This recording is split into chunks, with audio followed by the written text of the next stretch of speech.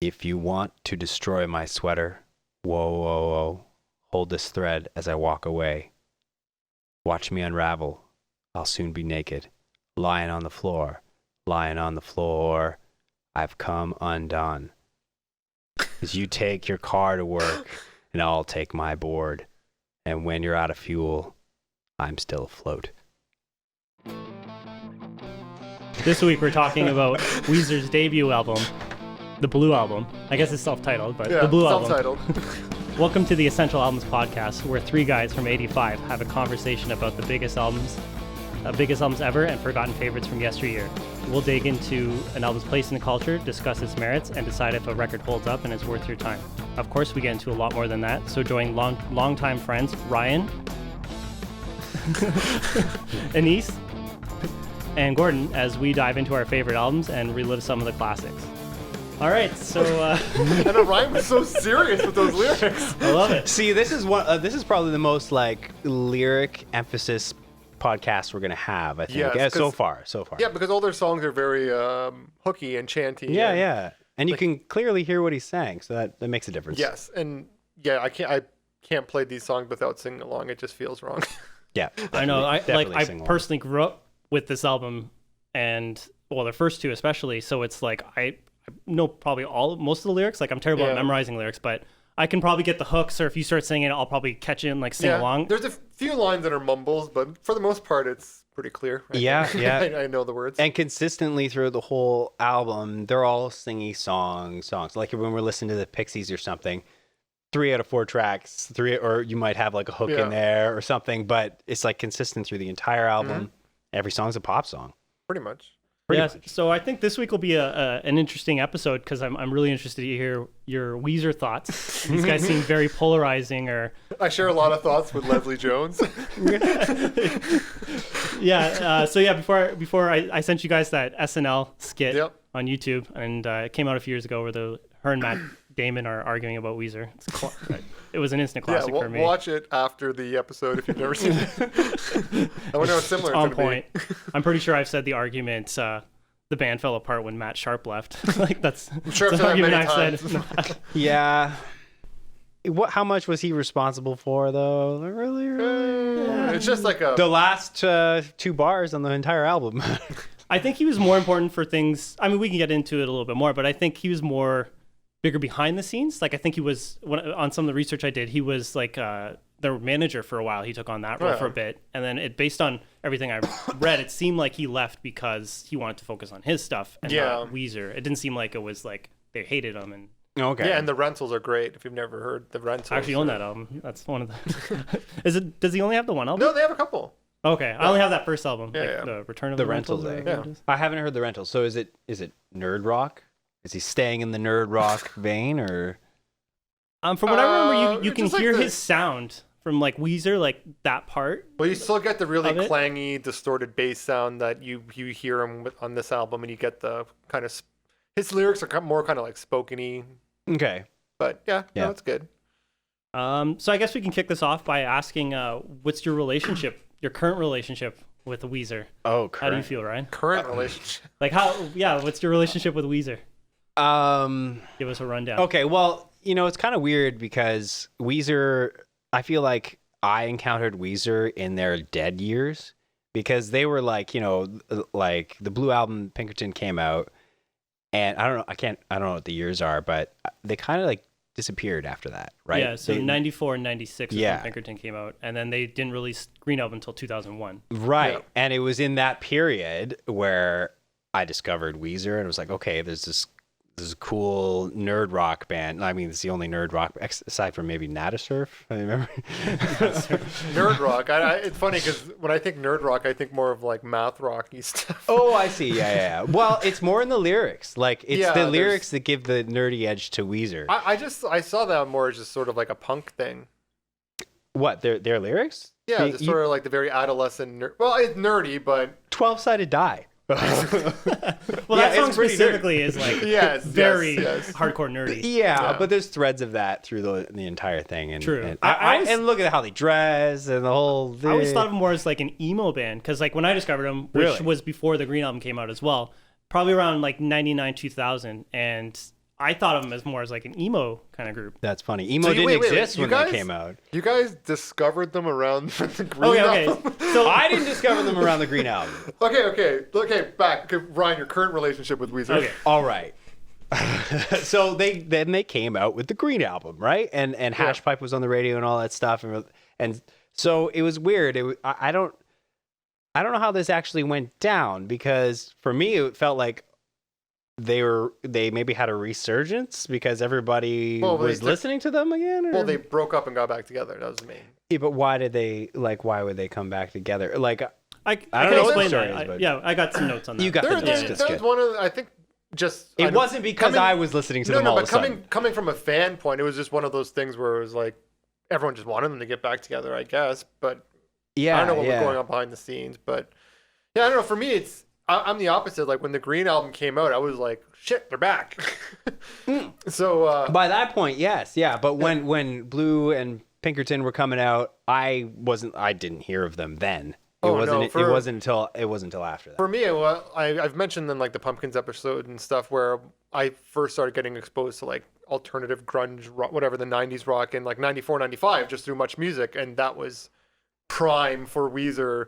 So Right. for me, it was Say It Ain't So, and Of course. and all that, and all the songs from this album. And because at that age I was kind of getting into rock music, I remember my older cousin, sort of a bunch of us younger cousins were over, and he's like, "Oh, you guys are getting into rock music? I'll give you some CDs." And he gave me one of the CDs he gave me was the Blue album. So the Blue album was when I only had like 5 CDs. That was one of them. That was one of them. Oh, nice. So for me, it's literally like one of the cornerstones of rock music, like Yeah, modern yeah. rock, or modern at the time. I guess the reason the nerd aspects like stuck out so much is because the other stuff they were listening to, like Smashing Pumpkins, all the grunge and Nirvana's, all the lyrics are so like dreary or dark or something, and then you put Weezer on, and it's just kind of there is like a darkness to it sometimes, but it's also there's lighthearted and playfulness and stuff that I took the more not so serious. I took the more punky. Like for me, I just saw more of like the punk vibe aesthetic, because it was, Green Day sort of had the playful, like more childish lyrics and stuff, and so did Offspring. That's true. A lot of those, especially like the California punk, where they're from California too, right? So Yeah, I guess they have their origins in LA. yeah. Or Beverly Hills, isn't it? From Beverly? Well, he's from that's where they want to Connecticut. be. He's from Connecticut. The garage is like in Amherst, I think, which is in New York. Or I guess Beverly Hills is where they want to be, though. So I don't know. It was just sort of that same. to have their Pacific album never Daydream. happened. But no, for me, it just kind of blended in, because out of like those first 5 CDs, it was like Nirvana, Weezer, Green Day, Smashing Pumpkins, Offspring, and 9 Inch Nails. But that was one too. But yeah, for me, it just kind of fell into that. So it was more of a punk. They were more of a punk band in your mind, or Not like a punk band, but just sort of the same grunge alternative. They were just kind of one of the premier acts. Yeah, and they do have that playfulness that Green Day and but stuff. no, but currently though, I don't even listen to Weezer. I think To answer the initial question. Okay, yeah. To answer the initial question, currently when I do listen to Weezer, it's the old songs. It's not that I'm against their new music. It's not that it's bad, but like we'll get into it more later. I just feel like it doesn't really progress. It's sort of just in suspended animation. A little bit. Yeah. It was progressing. I would say it was progressing with Pinkerton, then stopped. Yeah. So that's why I go back to Pinkerton. Yeah. But that's it. I mean, occasionally the Blue album, but really it's just like a song here or there. Oh, really? Yeah. How about you, Gordon? Like, I guess my current relationship with them is I'm in a similar situation as you. None. To me, it's always like the first I'm two. numb to them. The first 2 albums are like amazing, perfect albums, and then I didn't even realize that they've released so much stuff. So like doing the research this week, listening, I went back and actually listened to their whole discography, because I'm like, there won't ever be an opportunity for me to take this on, and so I did it. And like from 2010 to, if you include Van Weezer, which is set to come out in May, they've released 9 albums, including, and there's one compilation album in there, 9 albums in 11 years. That's like a lot of stuff. Insane. Yeah, and here we are talking about 2 of them. Maybe one of them. Maybe 3. For me, it's almost like I always say, to me, Weezer is a tragedy. Because for me, when like I said, Blue Album was one of the first cornerstones, and then Pinkerton, when that came out, it was deemed bad. Yeah. So when I was like when I remember hearing El Scorcho, liking El Scorcho, but it wasn't like 5 years later where you can just jump online, listen to a few tracks, listen to what the album is like. You just have to take the word of I don't even know what magazines, like word of mouth through friends. So I didn't buy Pinkerton in 1997, but that was one of the first, because I had the Blue album, then Pinkerton was supposed to be bad, but I really liked El Scorcho, and that was the only song that really got play. And then they broke up, and then when the internet became a thing, that's when I went back, and Pinkerton was like one of the first albums that I downloaded, because I'm like, I've never actually heard this. And also, like, you know, they had songs on soundtracks, because Weezer was sort of that band that always kind of had songs here and there, just on. There's always random stuff. Yeah, like Michael and Carly. Yeah, that. Then they had the song at the end of Mallrats, Suzanne, and they covered My Valoria, and like I knew of song, but back then you had no way of hearing them unless you bought the CDs. So when the internet came out, that's when I downloaded Pinkerton, and that's when all the rumors of they're coming back. And then Green Album, you know, you kind of hear and you're like, okay, they're kind of taking a step back. Well, it's obvious. Like, look at the freaking album art. And even I saw them, I forget which tour, it might have been Mellow Joie or whatever. And they don't even play Pinkerton. At that point, they weren't even playing Pinkerton songs live. I feel like there's some like hurt there. Yes, going on with Pinkerton. Because I think for him, that's when he kind of exposed himself more, and everyone just hated the album, and so he kind of retreated back. Which sucks because that honesty, it was like a development, you know. There was like some real thoughtfulness, and the songs were getting like weird, and they're exploring and stuff. But I guess they didn't have like a Buddy Holly or like a Say It Ain't So on the album to really push it forward. Because like with the Blue album, it's all these like perfectly written pop songs, 10 of them, bam, bam, bam, power pop. And the production too. It's like clean guitar. It's like Nevermind really, guitars. It's really heavy. Yeah. It's actually. I mean, by clean, I mean like pristine distortion. You know what I mean? Yes, it's just like I know fat, what you mean. thick. But even I was like thinking. It's not dirty. Yeah. I was thinking to myself that this album is consistently just this heavy chugging guitar sound. And it's like pretty much its bass level is like the heaviest and hardest that bands like Nirvana or Smashing Pumpkins would go. Yeah, and that's just they the just level hold it they're there. at. That's the level, which is a cool thing. And they had all these power pop songs, and when Pinkerton came out, they kind of played with that whole. They kind of got, you know, a little sloppier, and they were kind of doing different things, and he was kind of like playing with the formula. And then when the Green album, they sort of just went back, and like for me, trying to listen through this week to the later albums, I couldn't. Like it just became the same. Like they have singles and stuff that come out that stand out probably because they're singles, or maybe they're the better songs, that's why they're singles, I don't know. But you know, I'll listen to Pork and Beans or Dope Nose that are, I'm like, these songs aren't bad, but the albums are sort of just a bunch of songs like this. I remember you buying the album after the Green album from Encore, and like listening to it like that day. It was like, oh, it's all right. It's only like 20 minutes long. Sorry. And that's the other big complaint that came out with the Green album, or it might have been Melodrot. They're both really They're just short. like under 30 minutes, and people are like, we're wasting our money. Like, how are we paying for like? So they've released 9 albums, but really, well, yeah, they all songs? average. I would say they all average about like 42 minutes each. Yeah. I feel like Weezer, the story Weezer's just kind of. They got, you know, River was hurt by Pinkerton. What happened to Pinkerton? He's like, fuck it. I'm just going to release the Blue album again, and all y'all can just eat my commercial crap, and I'm just going to make some money. Like, like the whole Green album, it's back to the power pop, but it doesn't have the same sort of chugginess that this album has, that same heaviness. At that point, I understand it was sort of out of fashion to sound like that, to sound all kind of. Yeah. I'll give him some props though.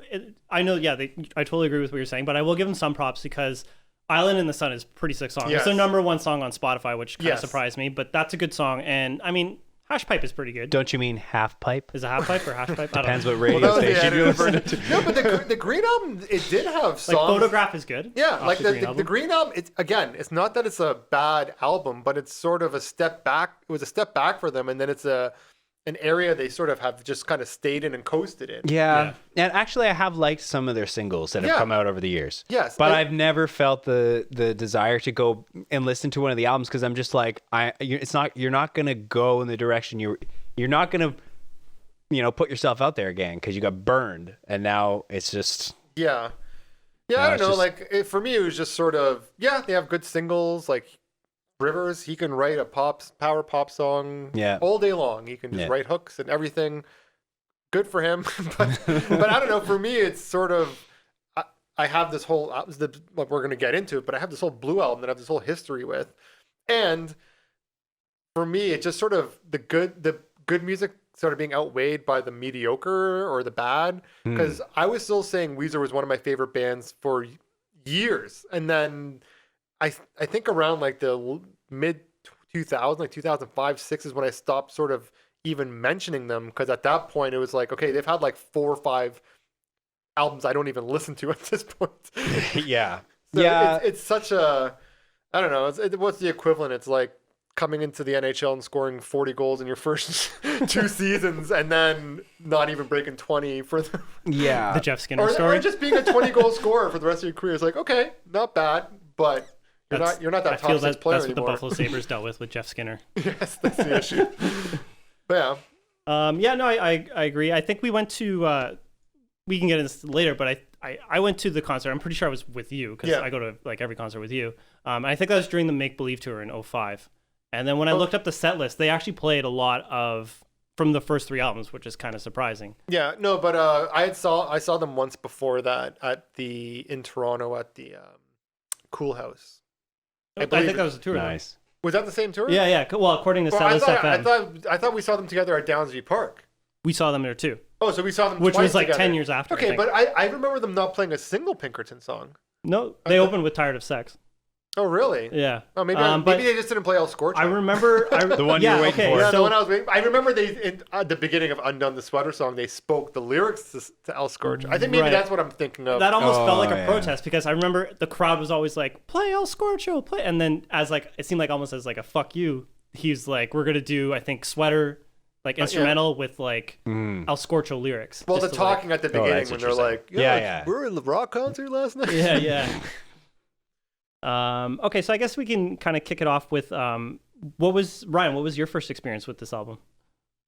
And he's kind of elaborated on what his was, but what was yours? Because yours was late. So like, do you remember the very first moment hearing like a song from this album? And you're like, yeah. Well, I remember Casey showed me Buddy Holly. I'm pretty sure Buddy Holly was the first song I heard on the album. Either that or Say It Ain't So. But eventually I got it myself, and yeah, I have a lot of memories of playing songs from the album because it's very easy to cover. Mm-hmm. Like I have a memory from Fed Hall. Is Fed Hall still there at U of W there? Yeah, I think so. Yeah, I think there was a formal there. I'm pretty sure your brother like arranged the whole thing. I don't know. Your brother keeps coming up. Yeah, but we were covering. I think it was Hash Pipe. No, it was Buddy Holly. We had a punk singer in the band. Yeah, I just have all these memories of playing their songs and singing along. Yeah. Well, the very first memory though, I can't remember. Like, do you guys like? I don't. Well, remember I could say I don't like I remember my cousin giving me the album, but I had already known the song, so it was probably like 95, 96 when he was giving it to me. Videos or the music radio? videos? Okay, yeah. Because especially the music videos off of this album are pretty historic videos. The Undone the Sweater song video is classic. The Buddy Holly, Spike Jones. Yeah, the Buddy Holly video, that's all like Happy Days, and then you have the Say It Ain't So, which is like, I'd put it up there with 1979. It's like the quintessential 90s like music video. So that stuff was being churned out like crazy. So I was very familiar with those 3 songs. And then when you get the album, it's like, oh shit, there's like a whole bunch of songs exactly like this. That's true. Yeah, there's a lot of songs that could have been singles. I'm surprised they stuck with so few. Just 3? Is it just the 3 singles or? Yeah, I have more information on that. All right. I'll get to that. But yeah, the first time I saw, it's funny that you mentioned the Buddy Holly video. First time I saw it was my parents bought Windows 95, and it came on the CD-ROM when you put it in your computer. What? Oh, I wow. shit you not. Really? Buddy Holly video, and that was the first time I saw him. Like, this is the craziest thing. This is just an episode of Happy Days, right? Yeah. And I think my dad was like, I don't recognize this band. And like, I was like, I just want to install Windows. I just remember that was one of the things, because when I saw the video, like when I first saw Buddy Holly, I think it must have been the first song I heard by them. But probably. When I saw the video, it was recognizable to me because I grew up watching reruns of Happy Days because my parents were Happy Days fans, grandparents and stuff. So I saw the show and I was like, Fonzie was a cool shit. I have a signed picture of Fonzie in my house Yeah, right for now. I was there when you got that autograph. So it was kind of cool. Like, oh shit, it's like I know this show, and then they're playing this like super heavy like, but it's still a pop song. And I just remember being a kid like, this is funny because it's like the juxtaposition of it all. It fits so well. Yeah, It's so It's good. like, it's like Forrest Gump-esque. Yeah. Rapping bridge. Yeah. Would've and expected that. And like Buddy Holly, I'm trying to think that might have even been the very first time I'd heard the name Buddy Holly too. or Mary Tyler Moore. definitely Yeah. For me, yeah. Yeah, for sure. So, and then, when you learn more about rock music, it's like, oh, Buddy Holly, Yeah. pretty big figure. And then when I say I kind of bought the albums later, so I remember it was like grade 9 or grade 10. It was early high school. And I saw the El Scorcho video for the first time around that time. And I'm like, this song is amazing. I'm like, I have to like get this. So like that weekend, I had some money for whatever reason. And I went out and I bought the Blue Album and Pinkerton. And then from that point on, I was like hooked. So when the Green Album came out, I was on board with that. I didn't buy it. I think you or somebody else that I was in school with, I borrowed off them and heard it. And I was like, it's okay. Wasn't that the same year that the Weezer came back and so did Tool? Wasn't it that same year? Like 01? Sounds about right. Lateralis? Yeah. Yeah. It was like the 90s bands are back. Yeah, I think when the Green Album came out, we all had high hopes. We're like, and we tried to like it as much as the other ones. It was one of those things where, like Island in the Sun was good and Hash Pipe wasn't bad. There's a couple other songs that I can't remember of. Yeah, like Photograph and, just right. like. Is that a single? That's catchy as hell. Is it a single? I can't remember. know. But yeah, they had, it's not like the songs, like I was saying before, it's not like the songs were bad. But at that point, like alternative rock music was so like played out and it was kind of being pushed forward, and they were not played out, but like it was sort of changing at that point. Bands were becoming more like the Strokes and that sort of era of the garage rock. Right. And this was a band kind of making their same 90s rock, but is more watered down now. Yeah, because of the production. The production wasn't the same. Yeah. Because that's one of the biggest things. I remember just playing the albums through. I'm like, you can definitely hear 90s production, and then you hear 2000s production, and it's almost like I just like that 90s. Computers are more. Well, no, I just like that 90s aesthetic better because it was just seemed more. I don't know. It just seemed dirtier. It's almost like the production kind of like fucked off. Like it's not as in your, maybe not in your face, but it's not as big or as yeah. Just fat. like it's not as clean. You it's lose not those, as especially like the first two Weezer albums. I don't know if it's a Matt Sharp thing or what. Like we're talking before the show, but like it's all him. His bass sounds are just so clangy and so heavy. It just adds to their sound so much. And him taking that element out of it and it being replaced by just like a soft bass that you would hear just most very popular, generic. but in a lot of popular rock, it kind of takes out that element. Yeah. It's almost like replacing Chris Novoselic and Nirvana with his chugging bass line because it's very similar in style and sound. And it's almost like replacing him with, I don't know, just some studio musician who might be better, but didn't have that unique. It doesn't. Yeah, you lose the whole style of it. Now I'm not so sure that. So maybe it was overplayed what they were doing to us. Yeah, but they successfully relaunched. Oh yes, yes. They're one of the biggest bands in the world right now. I think it's because at that time, like the pop punk thing was really taking over, and they, like you said, they've got a bit of that punk. I remember the singer of my band was a huge punk fan, and he also liked Weezer. So Weezer was the band that we could all agree on. Yeah, because you got to think around that time you have like Sum 41, Blink 182, all that shit, having a huge resurgence. At that you point. could easily see them all. Like I always look at it this way: you could see them all in the same playlist. Yeah, or playing Warped Tour or whatever. Yeah. Warped Tour. That's still a thing. No tours are a thing. That's true. No tours. So I guess we can kick off a few song questions. So there's 3 singles, as we mentioned, from this album. They were Undone, the Sweater Song, Buddy Holly, and Say It Ain't So. So funny story about the singles is when they originally released this album, they didn't want to release it with any singles. They were like, we're just going to release it and see how it does because we don't know what to expect. Won't do well without any singles. I know, but then Spike Jonze, he pitched them the Sweater Song video where it's like, let's just do a steady cam with the blue background and dogs running through it. That was literally his pitch. And they're like, okay, whatever. It sounds like a crazy idea. We'll see what it does. And that video alone launched this album or got the wheels turning on MTV with this album, and it went platinum, I think, months later. I remember, because I don't remember the order of which one I heard first, but just I remember the chorus of that was just funny. Yes, yeah. If you want to, I just remember singing it as a kid and laughing, and That's why I had to quote it. yeah, It's funny that you say it, that it makes you laugh, because I read a quote just before we started this that Rivers was like, that song is meant to be like an emotional song, like somebody's unraveling, and people just misunderstood. And they think it's this great, like cheerful, funny song. Well, but at the same time, I was 10, 11 years old when I first So you don't heard quite it. get you don't get that You're not it's a getting, like, the deeper metaphor. Yeah. but that's the thing. That's what Weezer is great at, playing with this, like, it's kind of funny and cheeky, but there's an emotional undertone to it. Yeah. And if they got that, when they get that balance right, it can really hit you. Yeah, that's what I like. Not to jump back to like newer stuff. I just feel with the newer lyrics, it's almost like it loses the tongue in cheek and cleverness of the lyrics, and it becomes more of, I don't know, just Seems like every song is like ironically Yeah. being sung, but I don't think they're in on the Okay. joke. yeah. Oh, Like, I see. think if he does like the lyrics to Buddy Holly, for example, like "What's with these homies dissing my girl?" What are they? You know, like Right. it's a lot. It's funny. It's funny, but if you used to do it now, he calls so much attention to it probably, and I feel like his voice now in the mix is a lot. Like here, it's Yeah. pretty much on par with the guitars, whereas now it's just kind of sitting on top. And This makes total sense. Like Yeah. he, they hit this balance of the vulnerable and the cheeky, man. But then they got burned. So he's Yeah. like, well, I'll go to the one thing that really and lean hard on the gimmicks because that's what sold us last time. So it's funny you say they released the album with no singles because I didn't even notice that Undone came out like a month after, like as a single after the album was released. The album came out in May, yeah. and Undone was a single in June. So how did it do for that first month? I don't know.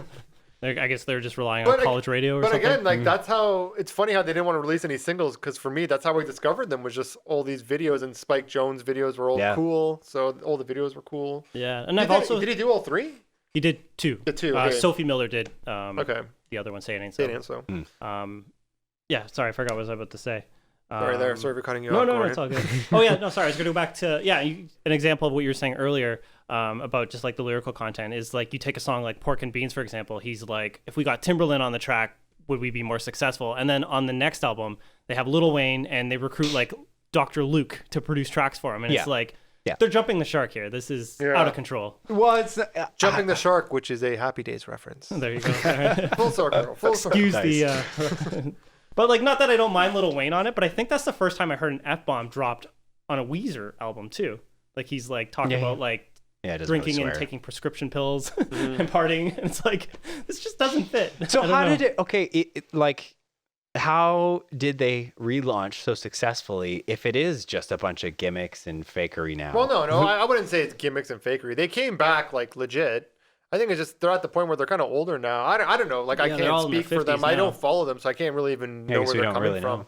Yeah, I know their fans. Like they still have their fan base and they still play So stadiums. is it just a cult? Is it like a cult following, or is it growing kids? I always thought it was like a new Well, when you- generation of kids. But when you look at the streams on Spotify or even on Facebook, on YouTube, I was noticing that like all their new stuff have a lot of streams. Like people still like when you look at their biggest Spotify, you have like Blue Album songs and but you still have like all my favorite songs from an album. I don't even know what album this is. Grapes of Wrath. What album is? I don't know what these albums are. Alu Gabi. Like there's like stuff from the early stuff that you would assume because in our minds that's all they are. But to other people it's Beverly Hills, which is like the fourth most streamed song. Yeah. I wonder if it's So gone. that is a new- I wonder if new it's gone the other generation. way because we're talking about them gaining new fans. I wonder if these guys have just become dad rock for like Gen Xers, and they're the ones that are still listening to it because they've just aged out, Yeah. or they're just still following it. Like The Simpsons, you're still. But watching I honestly, it I don't why? think. I think the older listeners like us are not listening to the new stuff. Yeah, I think we're kind of at the magical age though because we were weren't. not. Yeah, like we didn't buy this album when we came out. We were like 9 or 10 years old. Yeah. When this stuff first came out, so like we weren't on board right away, but we developed an appreciation for it a few years after. So we have a kind of a sweet spot. Yeah, I know. If we had started listening to Weezer, I mean, you were already into them. But if we had But like started listening, '94, yeah. if we were actually, have if a we were different late, attitude. if we got on the train during the Green album, who knows? Maybe we'd still be listening to the new stuff because we'd like them for a different reason. Yeah, maybe. I don't know. So I guess we can kick off some song questions here. I guess more specific song questions. What do you guys feel is the biggest song on this one? Ryan, what do you feel? I'm gonna have to say I'm pretty sure you guys are gonna agree. Say it ain't so. Yeah, I agree. It's like it's almost been played so much. It's just like as soon as it comes on, it's iconic. That guitar everyone opening sings riff. along. It's been in so many karaoke things. Or People if you go to like a bar night where there's a live band, it's gonna get played. Yeah. But the funny thing I noticed this week though with Say It Ain't So is that it charted the lowest out of the 3 singles. Originally, Interesting. yeah, it goes Buddy Holly, then Undone, then Say It Ain't So. Originally. But stream wise now, it's Say It Ain't So is the most streamed. Okay, yeah. It's just got a lot of staying power, right? It's not really too dated. Yeah, and it's on the album too, because it's like a '90s album, but it doesn't have like the loud, quiet, like that's one of the songs that has the loud, quiet, loud. Yeah. Whereas a lot of the other albums It's are just straight, like heavy. Whereas this is kind of falls more into what was popularized in the '90s, which was. Yeah. You can hear on the album too, like there's quite a bit of like Beatles and Beach Boys there, and I feel like Say It Ain't So is when they're leaning a little bit more on the Beatles side, so it kind of sticks out a little bit there. Maybe it's just the clean guitar sound or something. But well, it's funny because one thing I was noticing, like listening, because this song has it a lot, like the whole noodling on the guitar, like the little coming out of the chorus and everything, and I'm like, it's a lot of noodling, but. We listen to the album, there's a lot of songs that it's just like one guitar, like it's just layered guitars and stuff. It was only Rivers. I never noticed that before. It was doing the lead guitar or everything. doing all the guitars? All the guitars was Rivers. Like Brian Bell didn't play on this album at all. Yeah, so funny story about that is the Corgan.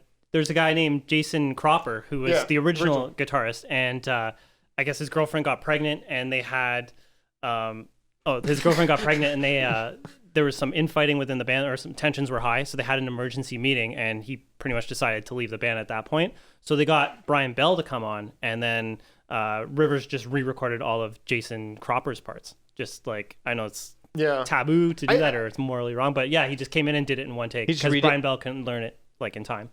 No, that's just practical. So. Yeah, but it makes sense though, because we listen to some of the songs, it seems like the guitar is like almost just noodling in the back. It's funny. Okay, on the last track, you know how they go, there's like 2 guitars almost battling as it's building up. When I was listening to that today, I was like, okay, you know what? That's definitely overdub. Let's just I would do that. Like do one solo track and then overdub another solo track and just like react to it. That's not 2 guitar players playing around. And it's the exact same tone of both guitars. That's exactly what I was thinking. I'm like, now that I kind of read that. I feel like it's something I might have even read in the past, just completely forgot. But just reading it this week, I was like, okay, that actually makes sense when you like think of how the lead guitar functions in a lot of these songs. Yeah, and how it's impossible for like a band to really play the song because like if you're playing it, you got to do the lead guitar part, but you got to make sure you have another guitar. But sometimes it sounds like there's 3 guitars because you'll have a distorted guitar, clean guitar, and a lead guitar.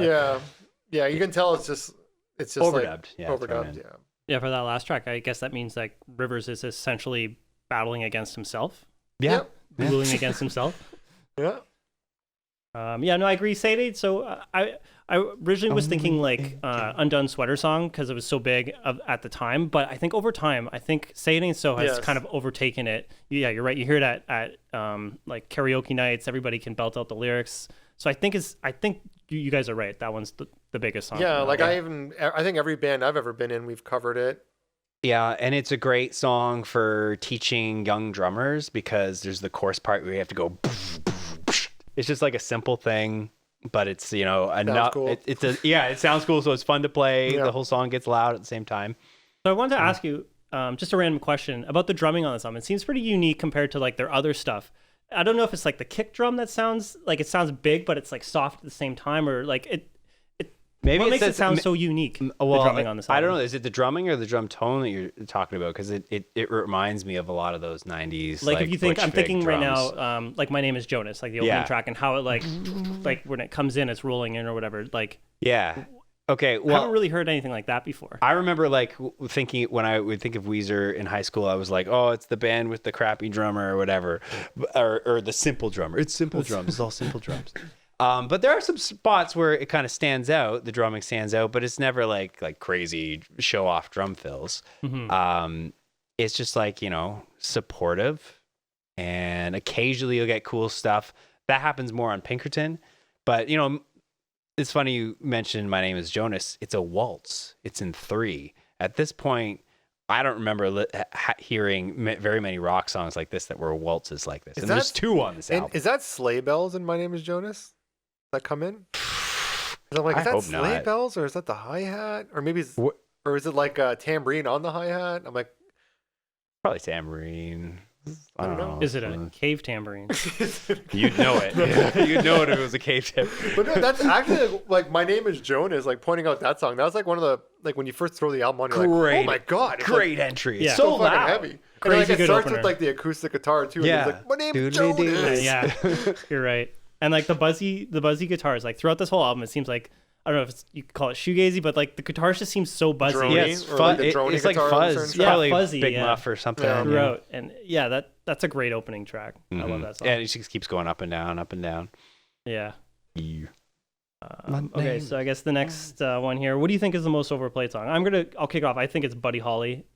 Really? Okay. Yeah, I hear it a lot on the radio, and I don't know. I feel like I just can't escape that song. Like I like it, and when it's on, like Why These Homies Dissing My Girl, like that's hilarious. Yeah. If I hear it now, I'm not going to turn it off. But I just feel like that's the most overplayed one. How do you guys feel about it? Well, I feel back in like during its run, like all 3 of these songs were overplayed. Like it's funny because I was like young, so 10, 11 years old, so I was probably just loving it. Like I didn't care. Like played the song a million times. I don't care. Yeah, yeah. But I could see how if you're maybe a little bit older, you can be like, fuck, these fucking 3 songs. Yeah, like how do you feel now about it? like I don't even know what would be the comparison now because I don't even know what gets played on the radio. But yeah, I think they were all played a lot. So probably at the time, all of them.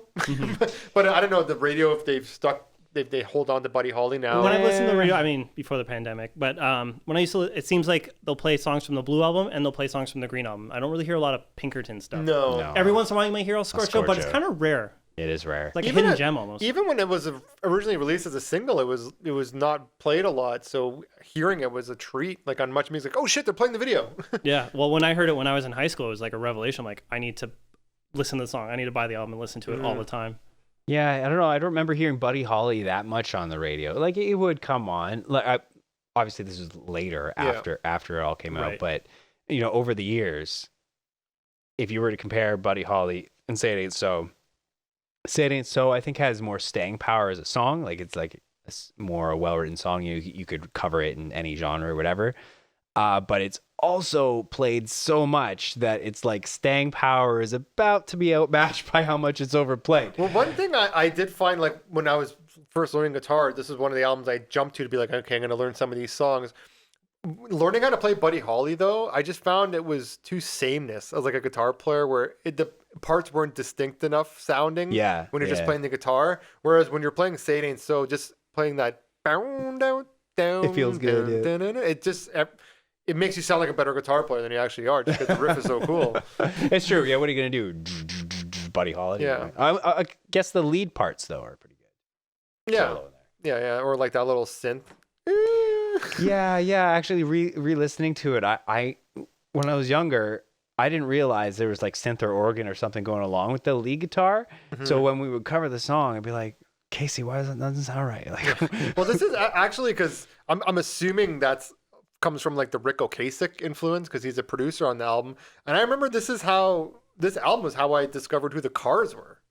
Because it's like it was produced by Rick Ocasek. Like the lead singer of the Cars. Rick Ocasek's the singer, and then you find out Rick Ocasek's the singer of the Cars. So he's instantly becomes cool because he worked with Weezer. just put a synth on that. Yeah, just put a synth there. Come on. But I guess like I was reading, maybe more that originally they wanted to produce the album themselves, and then the studio was like, "No, we want you to. No. We want we want you to pick a producer." And they're like, "Okay, Rick Ocasek." Mm-hmm. Yeah. But it's pretty crazy. They got to pick. Like, that is cool. Yeah, you got to get the singer from the Cars to produce your album. It's really strange. On it's a like, debut. we want to do this ourselves. Like, and like we don't want to release any singles. Maybe. Like, maybe it was just that punk attitude that they had. Yeah. Yeah, could be. Ryan, I noticed you. What do you think is your overplayed song? I noticed you kind of. Oh, I said Say It Ain't So. I do think. Oh, you think it's overplayed? I do think it has you had to pick one, it has the staying power, but like and he said, it's like every band covers. Yeah, the and you used to run an open mic night, so I'm assuming you had a lot of people come in. Yes, yeah. A lot of people play that song still. Yeah, it seems like Karaoke. it's like as a guitar player, like it's weird how that became almost like a go-to song that if you're into rock music, it's specifically like 90s, you're gonna learn, Smells Like Teen Spirit. You're gonna learn "Say It Ain't So." You're gonna learn "Disarm." You're gonna learn, there's certain songs that everyone's gonna learn Yeah, because they're simple and you learn different techniques or whatever. that's the key right there. Because with the intro to "Saying It So," you learn how to do that power chord hammer on, which is not a usual thing, and you have to pick your way through the first bit. So, like I remember, I think it was in an interview with Weezer, them talking about like, oh, people make fun of our like guitar playing and our singing, but I don't really see. I make fun of the drums, but like the guitar playing is pretty good. Yeah, I don't see any issues. Like Yeah. I find he does like a good even for his solos. Like some of them are your standard like 90s solo where you're kind of just playing the vocal melody, but he still rips on other songs. Like Yeah, certain... and they're usually hooky melodies. Like Yeah. I'm always singing the guitar parts. Yeah, same. when I'm singing the songs. Yeah, I've seen a lot of rankings this week too. Just like with this album specifically, that it is on a lot of Guitar Magazine lists as like the top 10 greatest like rock albums. Oh, Like, interesting. a lot of people respect it. Because even like you got to for think the their guitar first work. single like "Undone" has 2 solos. Like that solos coming out of the chorus both times. So you think "Say It Ain't So" is overplayed as well? Well, you said about it. At the time, I was like All all of them, 3, yeah. I'd say. But yeah, the 3 probably, big singles. yeah, it seemed like The 3 singles. back in 1995 or whatever. But nowadays, probably Beverly Hills. Fuck that song. Living in Beverly. That's where I want to be. All right. So what's your favorite song? Are we going to throw Pinkerton in this? Or are we going to stick? No, to we'll stick with Okay, this. we'll stick with No, Blue. no. Okay. So what's If we were from- gonna throw Pinkerton, I would have just jumped ship the a long reason time. because the reason I ask is because like this, I think this album's amazing. I think it's like as close to a perfect album as you can get. But I also think there's single songs on Pinkerton that I like better on this album.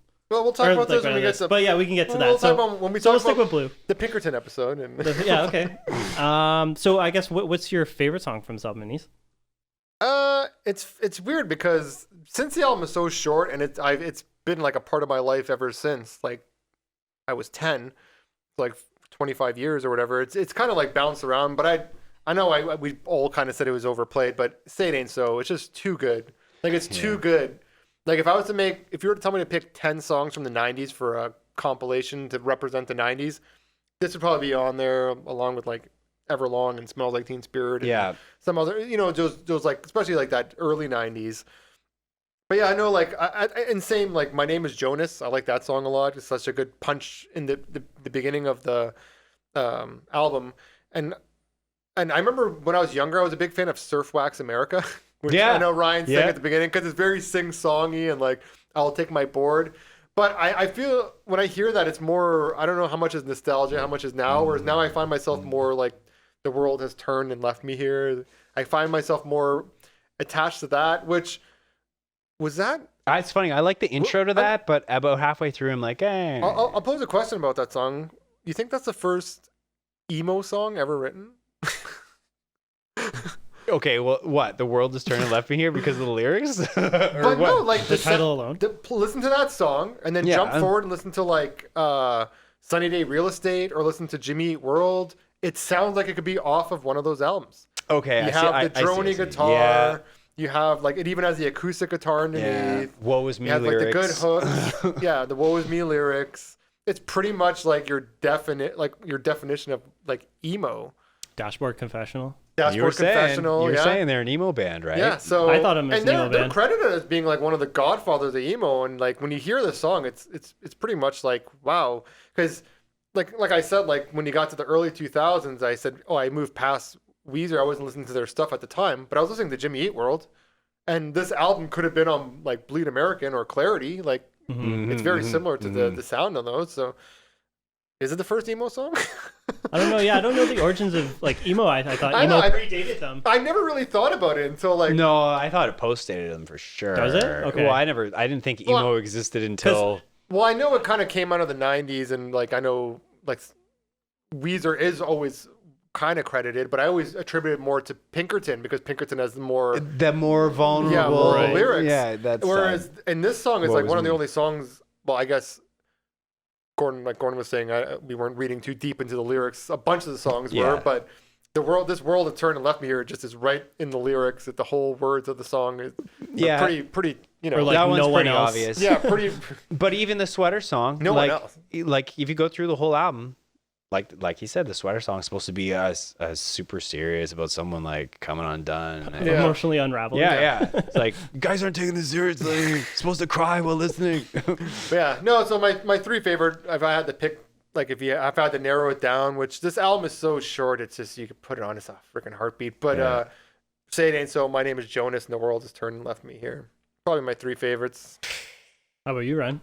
Well, I'm gonna second with the Say It Ain't So, but at the same time, no, actually, I do. When I do, will listen straight through when it comes on occasionally. It's just like, good, it's so infectious. Like it's so good to matter sing how many- along with. You know? Yeah, it doesn't matter how many times you listen to it. You're just like, say it ain't so. Yeah. You just gotta belt it out. So I think it's got to take, even though it maybe is overplayed, it still is the best song on the album. And I guess that's why it's getting played so much. Yeah. But My Name Is Jonas is another favorite. I also like In the Garage a lot, the nerd track.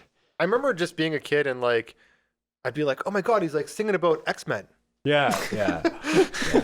Only in Dreams is also an amazing ending to an album. So I honestly had that as my favorite. If I had to pick a single, I like Undone a lot, but yeah, it's a favorite track, and especially after going through Weezer's discography this week, there's nothing like Only in Dreams. Yeah. Like it's the way that song could end at 4:45 and that would just be like every other song, but instead they add 3 minutes of a rock out, like a jam session almost. and the rest of the song is made up of just this like kind of like gentle progression that will obviously it builds up, but it's just like 4 chords.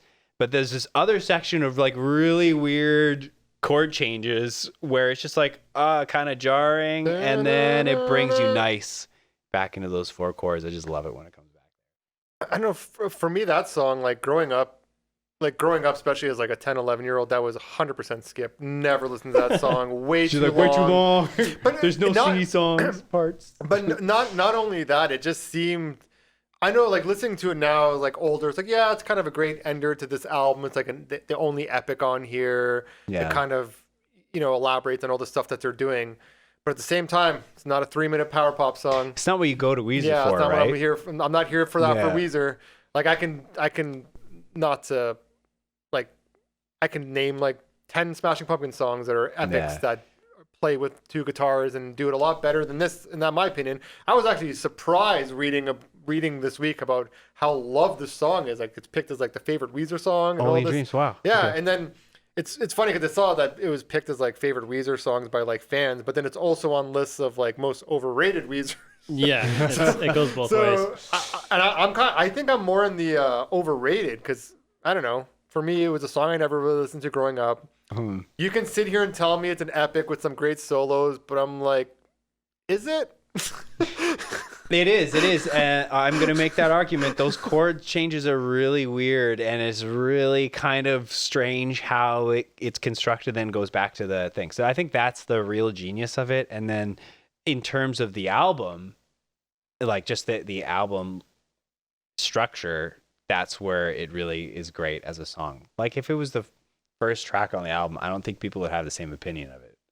Yeah, I think like if it was more of an album that I, if I was like throw it on and like lay in bed with it on my headphones, this would probably be a song I'd want to throw on because it's like kind of more atmospheric and stuff.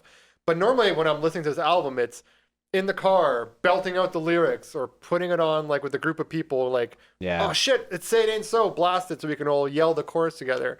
It's not. I'm never like, oh, check out this track. All right, this one takes a while. We got 7 minutes. I understand if people like it, but for me, it's just I don't know. It's not their strength. What about live though? You guys have both seen them live. Have you seen this song live? They don't play that much live. Did they play? I don't know. I can't even No, tell they you. didn't play That's it too bad. during I any feel of the like sets that we've seen. that build up would be amazing. Yeah, it'd live, probably be but- like honestly hearing it, I was like, yeah, this probably would be more suited for like a live show, and I understand why it's a closer, and I understand why people like it, but for me, it's I don't know. Man, so you never experienced how that album ends. It's such a great ending with just the bass Go on. You're just like Skip. Well, no, for me, My I was, name is Jonas. Yeah, I'd be like, oh, back to my name, and that was another big thing. Like this album was definitely like, my name is Jonas done. Let's do it again. You know, like Man, that is a great song. Yeah. But that was a bunch of songs, and it happens now because like you'll listen to, you know, any song and you're belting out like Surf Wax America, you're belting out the chorus, and then it's done. You're like, okay, I need to do that again. Exactly. So you go back. Like it's fun. Like listening to this album is fun. And that song isn't fun. I guess, yeah. I think that's a little extreme. No, I understand what you're saying. It's a little bit. It's not about the same kind of fun. It's not the same energy to me. Mm-hmm. Yeah, no, I mean, to add a little perspective on why I like that song so much. For me, this album, I've never really seen it as an album that I share with other people or anything. For me, it's always been a personal album. And when I came in and when I heard it for the first time in high school, the lyrics completely resonated with me. It's like, this guy's singing like what's going on in my head right now. So for me, this album's always been like a personal one, and I like the way that final song ends. Like it's a great closer, but I like the way it kind of mellows out towards like in the middle, and then it builds up and it holds the tension like the whole time. The drumming keeps it together, Yeah. And so that's why I really enjoy that. I think for me, it's partially probably because of the age I heard it. Like 10 years old, you don't really have the attention span for this. Like for me, it's like, fuck, I want another Buddy Holly. I want another In the Garage. I don't want to hear you talk about your dream girl or whatever. It was not a single for a reason. I know, yeah, because for me in high school, it's like, oh my god, I'm longing for every girl. Like, do you guys skip any songs on here? I know it is a short album and it is just a bunch of power pop songs. For me, when I first bought the album, a song that I skipped was Surf Wax America. I know you guys both like love that song, but and I've definitely grown on it. If I have to skip a song now, it'd probably be Buddy Holly. But when I first heard, Surf Wax America, I was like, I'm not. For me, it just doesn't feel like it doesn't. Maybe it was just the sequencing coming right after Undone, and then it's in between Say It Ain't So, right? So it just didn't seem to fit. Well, for me, Surf Wax America is just because it's like the epitome of like their lyrics and like the juxtaposition of them making these pop songs. Because like when it slows down, it's like, you take your car to... Like it slows down for this like kind of like this build up again, but he's saying the most ridiculous lyrics. Yeah, that's why I love it. Yeah, because that's like that's the Beach Boys right there. Yeah, and it's like it's like the Beach Boys, but with these like oddball lyrics. This is maybe a weird comparison, and I hate to bring up this guy's name, but I had the same feeling with like R. Kelly songs because he'd be singing these like with his powerful voice, these like R&B songs, but he's saying the most ridiculous things and like it's like what? Like you're like trapped in a closet? Like what's going on? Now we know. Yeah, now we know. Yeah. All right, sorry for bringing his name up. Yeah, never happened. We'll bleep it out. It's funny that you mentioned that song in Surf Wax. Just redact it. But it's funny that you mentioned that part of Surf Wax America because when I listened to that album twice today, the Blue album twice today, and when I was out walking the dog getting ready for this, that part of the song was in my head, and it's like when you run out of fuel, and then like that whole part I can't sing worth shit, but it's just like an earworm, like it just gets stuck in your head. Yeah, which is a lot of the hooks on here, I guess, are earworms. That's what it's like. The last two albums we've done were more EDM, so there was less singy songs. There's quite the change going to the Blue album, where every song is a singer. Here, this isn't a song none of us mentioned to skip, and Gordon did kind of bring it up earlier. No one else. Should that song be skipped because it's toxic? The lyrics of that song are very toxic. It is true. They are like, this is that you can say some things about Pinkerton too, right? That's that vulnerable little. Because I do know like when the whole the cancel mobs came out a couple of years ago. I remember like emo music was like under the microscope, or like those especially like the screamo bands were like Glassjaw, they get like violent singing about women and stuff. And this one, it's like, I don't want you to like look at anyone else, talk to anyone else. Yeah, clearly you have a bit of a problem. Rivers, no one else. Rivers, maybe this is why you have all the problems you sing about on Pinkerton. Exactly. That's a foreshadowing of Pinkerton right there. I'll be completely to answer that question. I have yet to not listen to a song that like probably should be canceled, but I honestly haven't come across like a clear example of one where it's like I shouldn't listen to this band anymore because I haven't hit that. I know what you mean. Like I haven't canceled Marilyn Manson yet. Not that I've listened to Marilyn Manson in a year. I'm not part of that cancel mob because I know it's like art is art and blah blah blah blah.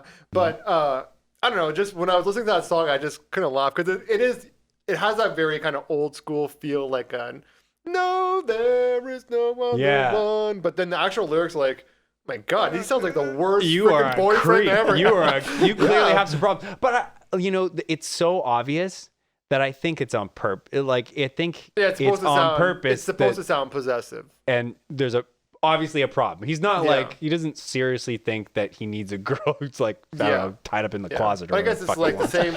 This is the same era as like Sleeping with the Enemy. The Boyfriend from Hell. Yeah, the Boyfriend from Hell era. Should have played that song with the Fear soundtrack. I just thought I'd bring that up. Yeah. That's funny. That's interesting. I've never even thought of it. I've thought of it in that context. I have. I've heard. And also on Pinkerton, there's a few things. But anyway. Whatever. But it's more so like I do. Okay, like I may not be on like board with the full like cancel culture or whatever. Like every situation is different. But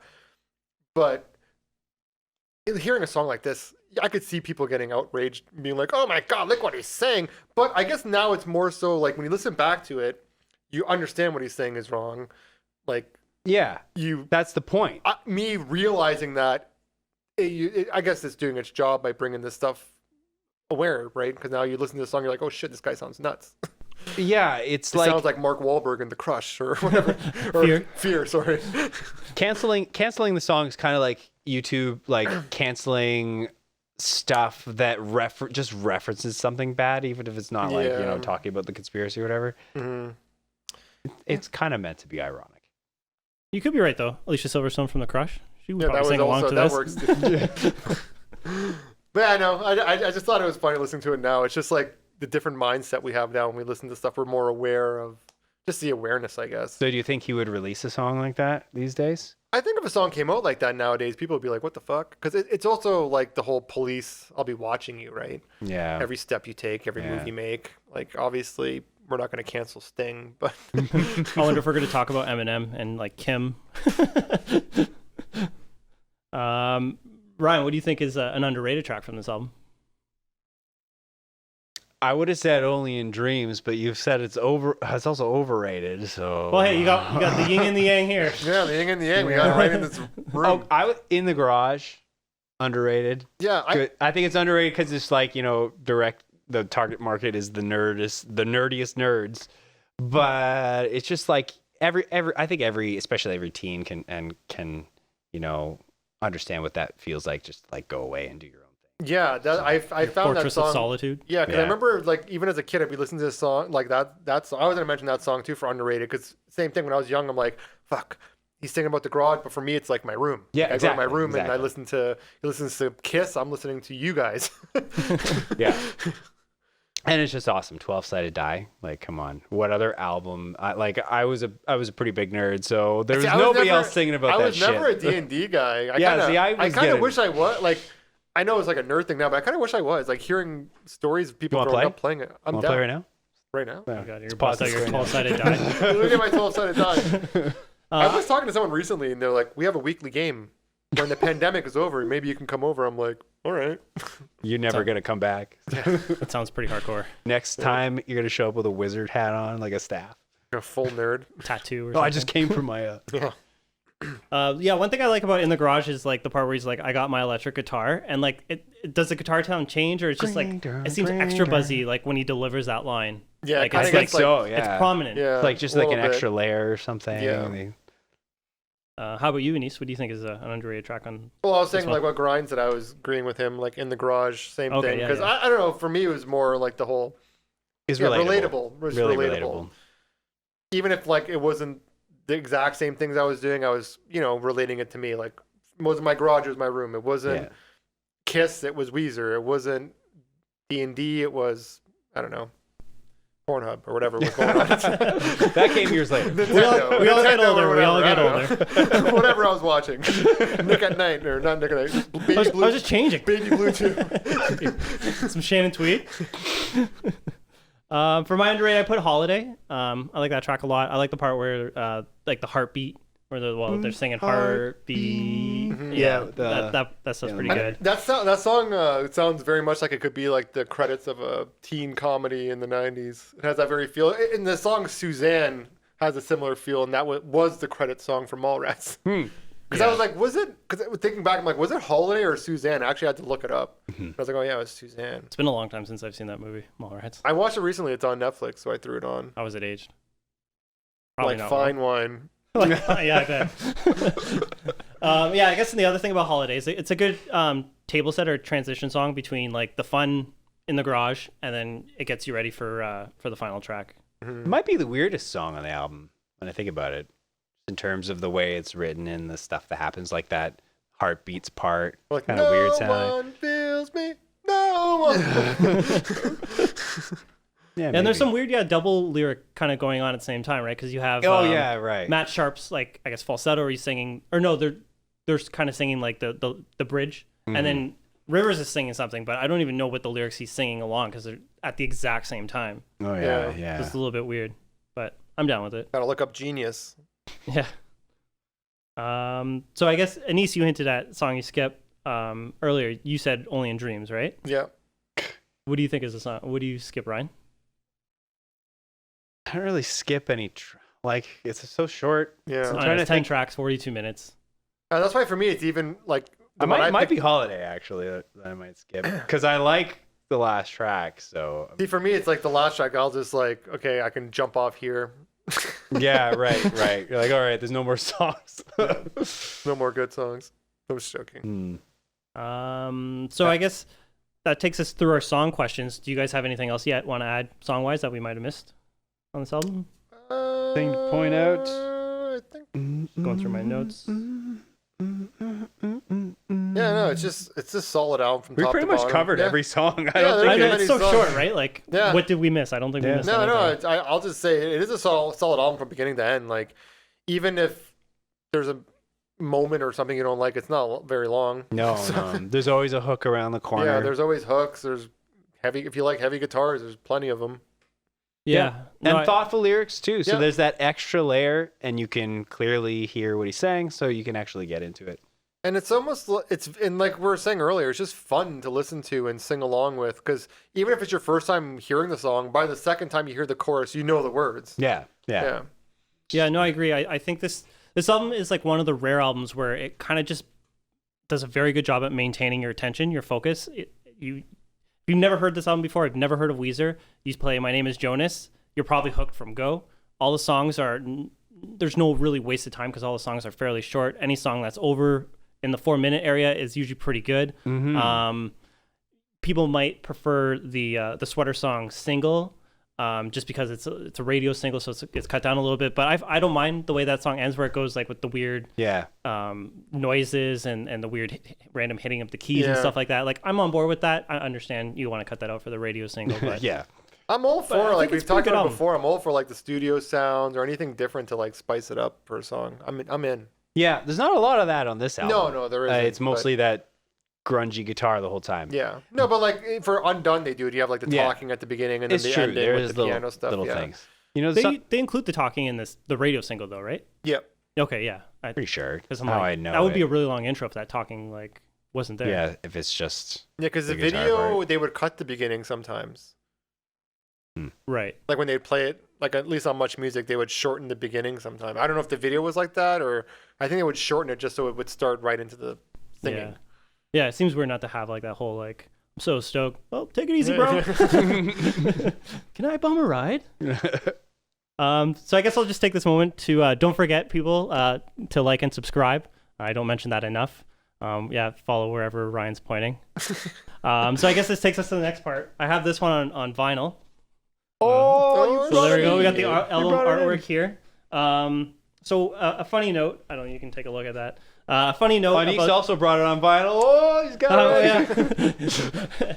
yeah. Funny note about the original liner notes. I didn't dig out my CD to find it, but apparently in the original release of the CD, there was a Only mailing in address. there was a mailing address, and people who would send stuff to like the fan club, or to that mailing address would come to the fan club, and Michael and Carly, who were the original Fan club. the biggest fan club Yeah. or the biggest fans, they were Oh, now Ryan's got it too. How did you get that? We all got it. We all got it on vinyl. So yeah, they were the ones that were filling the envelopes and sending the stuff, lyrics or whatever fan clubs send. I never joined a fan club when I was a kid, so I don't know what kind of shit you'd get. Guitar picks. I don't know. Who knows? I just remember Pearl Jam had a really cool fan club where they would send CDs and stuff, but it cost money to be part of it. Like legit. Yeah. The only fan club that I know of is like the Selena fan club. It's probably a bad joke, but it's a bad joke. You better That was offside, Gordon. review some. Sorry, I crossed the line. It's okay. All right, so yeah, I guess we can kick this off with some more general album questions. How often is this album in your rotation? Or I guess, should we talk about Pinkerton a little bit too? Yeah, see, I go back to Pinkerton, so this one's not really in my rotation, but listening to it for this podcast, it's just short, straight through, one song to the next. Like you're never like, oh, there's nothing to do. There's no waiting. Every song has something to look forward to sing. So I didn't turn it off. I didn't. But in terms of going back to Weezer, I sing "Say It Ain't So" often enough. That's probably all. So when you listen to like Pinkerton, are you listening to album form, or do you just listen to these songs like just a collection of the songs? No, Pinkerton. I listen to the album. I'll like skip around and stuff and sing different songs. But yeah, that one I definitely go to more. Yeah, for me, I have songs like I have some songs I like on my playlist. I actually go back to the album, listen to it from top to bottom. It isn't as much as like 10 years ago. Yeah. but going back listening to Weezer isn't just the Blue Album, it's the Blue Album and Pinkerton and maybe like a couple other songs, and it's more like the music videos even. Like if I'm doing like a YouTube dive, because when you're playing music videos, you want to play cool music videos, and they have some of the coolest ones, even, like on later albums with like the Muppets one and the one with like Alicia Cuthbert, and like they've always kind of paid attention to music videos. So yeah, I don't listen to the album as much anymore that I used to like in my youth, but it still makes an appearance here and there, especially songs here and there. Yeah, it's more so songs.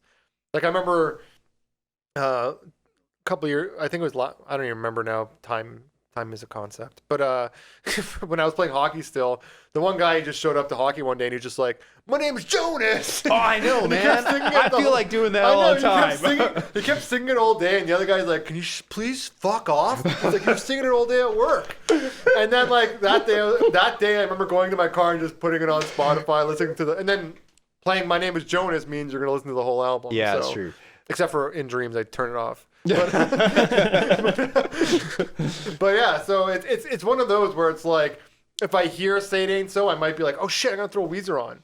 But it's like anything where, I don't know. At this point, the album is freaking 30 years old, so it's hard to. There's so much that's come after it, and like, I don't revisit it as much as I wish I did. Or maybe I'll revisit it more now that we're talking about it. And now that you mentioned it, I think "My Name Is Jonas" pops into my head just about as much as "Say It Ain't So." Yeah, for me, it's like every time I say whenever something's happening and you're going to say "It Ain't So," it's like it's a reference to the song. It is It's no longer a term. You're like, "Say it ain't so." You're obviously have to sing it. Yeah, now. you're gonna have to sing it now. Or when you hear the name Jonas, like it was funny where they released the hockey players, like the song, like for the Capitals, for the Washington Capitals. They released this last year, and I noticed this last year, but they released it again this year. And they have a guy on their team. His name is Jonas. So his goal song is "My Name Is Jonas." Duh. I don't think he ever really scored. Yeah, unfortunately, I think you looked it up. He's only got 2 goals. Yeah. One day he'll sing. Yeah, it's like what was his name? Jonas Siegenthaler, Washington Capital defenseman. I think he's like their 7th defenseman. He's on the taxi squad. But yeah, no, but why wouldn't it be? If my name was Jonas, I'd be listening to "My Name Is Jonas" all the time. Yeah, what are you gonna do? A Joe Jonas song? You got to do, or Jonas Post. You got to do "My Name Is Jonas." Yeah. I wonder if those kids. It's the last name. Sorry, never mind. Skip that. I was gonna be like, I wonder if those kids are named Jonas because of this song. It'd be funny if it's their last name. If I was the Jonas Brothers, I'd probably open the show with "My Name Is Jonas." It's a good opener. Yeah, we've already established that. And it's a pop, it's a pop song, so they can pull it off. Definitely. Yeah. For me, it's in my rotation. I go back to it every few years, and I'll do definitely Blue and Pinkerton. And usually when I'm doing it, it's on a music streaming service. So I'm like, fuck it, I might as well just go all the way and listen to the Green album. But I usually stop there. I don't go anything else beyond Yeah, that. like I was saying it before the show, like or the beginning of the show, how I couldn't even get through like Mellow Joie. It's not even that it's bad. It's just sameness. Like it just doesn't. What was the single off of it though? I remember the Like single. Dope was Nose. good. Dope Nose. Yeah, Keep- Dope Keep Nose is Fishing, I pretty think, was good. on there Keep too. Fishing. Like they're not bad. Like the singles aren't bad. The songs aren't bad in like individually.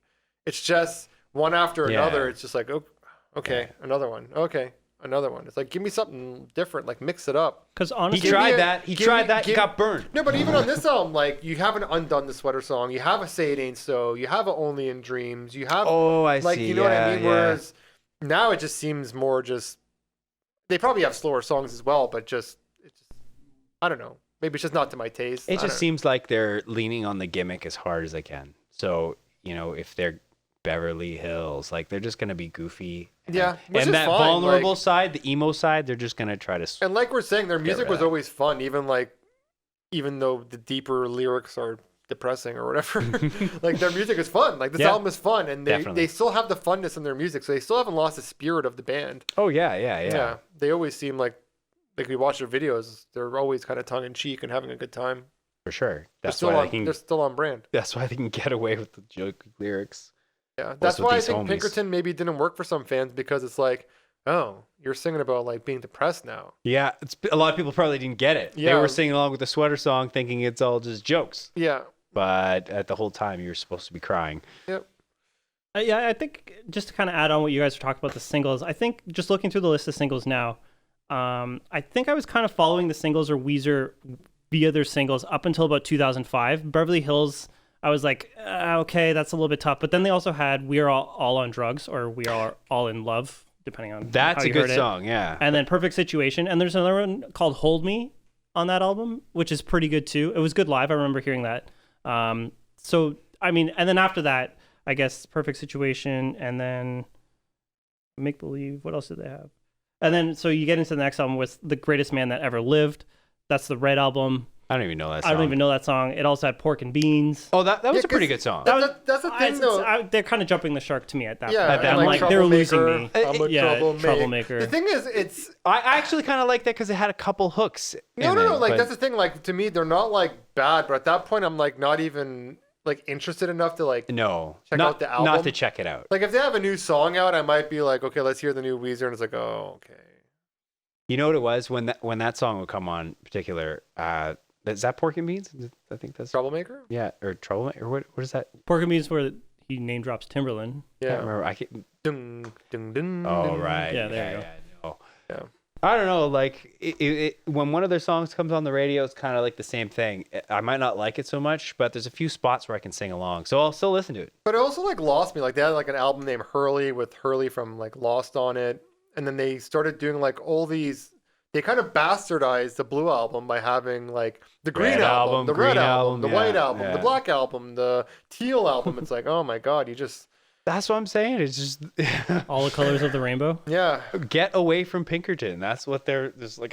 Let's go as far Blue album as we can. Yeah, or like OK Human. It's like a play on OK Computer. So it's I don't know. Everything just sort of became like a joke. I don't know. It It lost was me. always a joke, but there It was always a joke, but I don't know. It sort of like lost me as a fan. Like I don't. yeah. I understand if people are still into them, but the thing is like the two first albums, especially the first one, it's just such a classic. Yeah. It's undeniable. So I guess we're kind of hinting at it, but I guess where do you guys rank this album in the band's discography? Or you can rank their discography from what you know. Feel free. Number 2. Pinkerton comes in solid first because they hit the balance and they got to the spot where the art was really good, but the people weren't ready for it. And then, but the Blue album, is a solid, like it is. Honestly, if you just took the Beatles, Beach Boys, Nirvana, and Pixies, threw it in a blender, maybe threw a 12-sided dice in there, and then you get Weezer. It sounds exactly like that, the Blue album. So Yeah. For me, I had it. I was going back and forth on Blue Album or Pinkerton because I'm like listening to Pinkerton like now. It is the better album. I probably like if objectively better album or whatever. better songs. They're doing a lot more different stuff. But the Blue Album, I have so much history with. Like I was saying at the beginning, when I only had 5 CDs, this was one of them. Yeah. So it's like so connected to just music in general, along with like like those core bands of like Weezer, Smashing Pumpkins, Nirvana, Pearl Jam, like those bands. Like it's almost like they have a special place in my heart. And all of their first albums do. So it's hard to say Pinkerton is better than the Blue Album, because the Blue Album is like why I even listen to Pink. You know what I mean? It's like one of those things. How would you know without the Blue Album? Yeah, so I always rank it first, and then I'd go Pinkerton, and then probably Green and Mellow Joie, and then I don't even order know. of release. Yeah, I don't know. Order of release it. Order of release it, which is, I don't know, like getting worse and worse. Like if they had like a greatest hits, I would maybe have it and just let those songs play like out. a later years greatest hits? Later years or something, or you still have your fingers crossed for like a return to form, because I know when they release songs, sometimes you're like, oh no, this is actually a good one. Like listen to it. Yeah. And it's like, oh shit, it is a good one. But it's not like the other ones are bad ones. It's just it's so sameness. Like it has no character. Yeah. So I put together a little bit of ranking because I toughed it out this week. It was a You challenge. listened to it all. I listened to it all, and I'm gonna have to get the album list in front of me just so I have to have a context of when these, albums actually came out. So I noticed something. Yeah, you're right. The sameness is tough. Like there's from I don't know, like 05 to like 2000. Who knows? 2016. I'll say there's a lot of stuff there where it's like the name of the song, and then it's like, I'm a loser. How come you're so cool? And then the chorus is just some repeating like trampoline over. It's like I'm a trampoline or I'm a robot. Like that's what a lot of it is, and it's pretty. It gets a little bit tough after a while. I'm a troublemaker. Yeah, I'm a exactly. Troublemaker. Yeah, it's like okay. So I put the Blue Album first, just because I was splitting hairs with it with Pinkerton, and I'm just not the biggest fan of the last track on Pinkerton. I don't like Butterfly. I think it's just a little too much with the emo, and like it's a little too far in that direction. So I prefer, that's how I gave it the edge. But I think it's Butterfly. Butterfly. Jesus. I'm not the biggest fan of Butterfly. I'm more of a Butterfly by Crazy Town guy. I'm down with that. You must fly. So I mean, it's pretty much like a 10 and like a 9.9. Like that's if I have to choose. Yeah, it's very the good. risks like Butterfly that make me like Pinkerton more. Like I love El Scorcho. That's probably my favorite single from Weezer. Yeah. The Good Life is an amazing song. Yeah. Interesting about The Good Life. One of my student bands is like grade 9. So, 14, 15-year-olds. They were picking songs, and of Weezer, they chose The Good Life. And I didn't bring it up. So I don't know. You planted some seeds? I didn't. But they didn't choose any new Weezer song or something. Yeah. And you got to think like Tired of Sex gives My Name is Jonas a run for its money for openers. Oh man, yeah. Such a good song. Great Oh, yeah, album. like Pinkerton flows like nicely too. Like Get You, like Why Bother, No Other One, like The Good Life, I'll Score Pink Triangle. Like there's so many good songs on there too. Yeah, It's you can very name the similar. first 9 tracks, and I'm like, amazing. The thing is, it's very similar in like how every song is good, like except for the last one, like the Blue Album, like Gordon. but It goes both ways. But it's just like what Ryan says, like these albums just have a lot more character. They take a lot more risks than the Blue Album. Like they try a lot more different things. But I don't. That's where you get the whole what's better. Yeah. Well, and they also, it seems like they incorporated a little bit more of the messiness, a little bit more of the Pixies, Pavement. Definitely like playing with their sound because they know what's expected, and they're like now the chorus like no, there is no other one. It's like way more like raw and emotional and just kind of open. Yeah. Well, even just look at the album cover between the two different album covers. It's like, let's turn left, hard left. Let's go black. And the crazy thing, I'll get to it after. I'll finish my ranking here. So I put the Green Album number 3, and then I went number 4 with the White Album. It's the 2006 release. It's not bad. It's not okay. Nothing is a return to form. They will never. I don't think they'll ever return to form. So you're saying that's a return to form then? But I think it's just a solid pop rock album. Okay. So what was the lead single off of it, or just any of the singles? Do you want to get high? I'm just trying to remember. Thank God for Girls. Do you want to get high? And King of the World. Huh. Interesting. So yeah, I thought that one was. Why the hell did they call an album the White Album? Well, Seriously. It's called self-titled, but it's the color of the just album. another one of those damn things. Yeah, this is just like Weezer, the Blue right? album. Yeah. Everybody calls it the Blue Album. They knew what they were doing when they got a White Album. Well, I think the whole thing with the Blue album came out after, right? Like, I'm pretty sure yeah, it was but like a fan thing that created Yeah, that. Yeah, but but by it's this been- time it'd been 6 years or Yeah, whatever. it's been called the Blue album since like it came out, pretty much.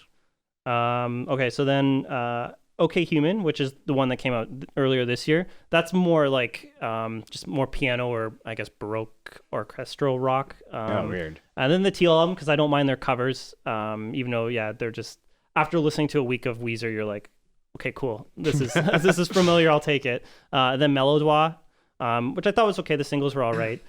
Make Believe, and then Hurley, that had the big single from the Jackass soundtrack. Matt Damon references in the thing, but they did like a song with the Jackass crew, I think on Jackass 3D. The big single was Memories from that one. And then Everything Will Be All Right in the end. Pacific Daydream, the Black Album. I'm lost. I'm like, lost. what are you I talking have them about? all in front of me. It's like Gordon's bouncing around too. So That's it's what I'm like, asking wow. what Because okay, singles so what I've noticed, okay, so this is their absolute new deer. It is the Red Album and Ratitude. Ratitude is where they jumped the shark. That was a tough listen.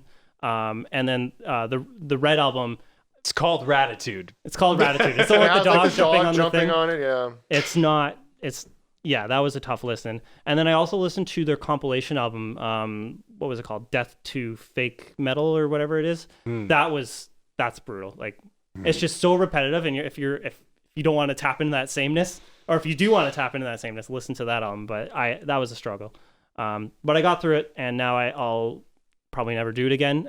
But I did like the White Album, so I can see myself going back and maybe just trying that out in a few years to see if it is as good as I remember, or if it's just because I listened to Weezer all week. I don't know. Time will tell on that one. So, like, are they beating a dead horse, like trying to get some more songs out of the same formula, but there's nothing left? Or it sounds like they did some weird stuff. A lot of it. So I here. would say, about 2006 is when they start trying different things. Like they're not getting away from the pop thing, but they're trying to make an effort away 'cause from that. I remember like even the Make Believe Red album era, when they were releasing songs, some of the songs on the albums were songs that existed for a while. So like they weren't even brand new songs. So it's almost like they were reworking B-sides and putting them on albums.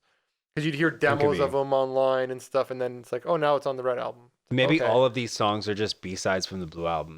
Just like the worst Yeah, they B-sides wrote get like released. 500 songs day one, and they've just been slowly releasing them. Yep. So funny thing that you mentioned that, just a weird side note.